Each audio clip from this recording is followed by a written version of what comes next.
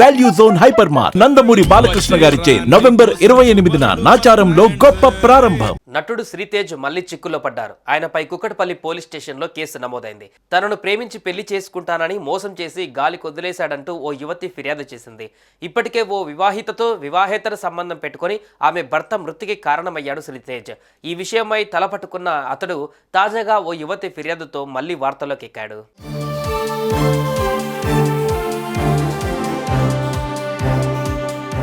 శ్రీతేజ్ ఇప్పుడిప్పుడే ఇండస్ట్రీలో ఎదుగుతున్న యాక్టర్.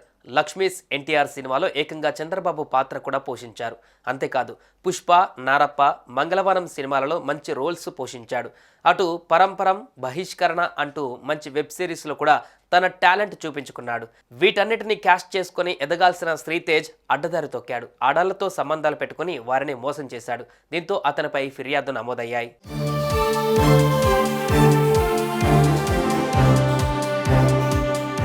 శ్రీతేజ్పై ఇప్పటికే పలు పోలీస్ స్టేషన్లలో కేసులు నమోదయ్యాయి.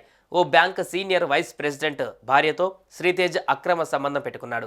ఈ విషయం కాస్త ఆమె భర్తకు తెలియడంతో ఆయన గుండెపోటుతో మృతి చెందాడు. ఈ విషయమై పోలీసులు కేసు నమోదు చేసి అతన్ని అరెస్టు చేయగా తాజాగా బెయిల్ తీసుకుని ఊపిరి పీల్చుకున్నాడు.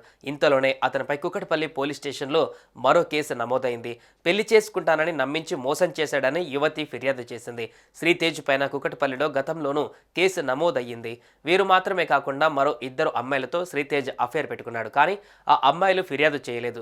ఎలాగలాగో ఈ యువతి ఫిర్యాదు చేయడంతో నేరారోపణల కారణంగా ఈయనపై BNS 69-115/2, 318/2 సెక్షన్ల కింద కేసు నమోదు చేశారు.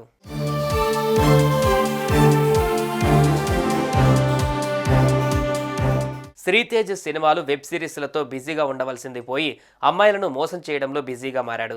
ఇప్పుడు తప్పించుకొని తిరుగుతున్నాడు. కానీ పోలీసుల కంటికి కనిపించకుండా ఎన్నాళ్ళని తిరుగుతాడు?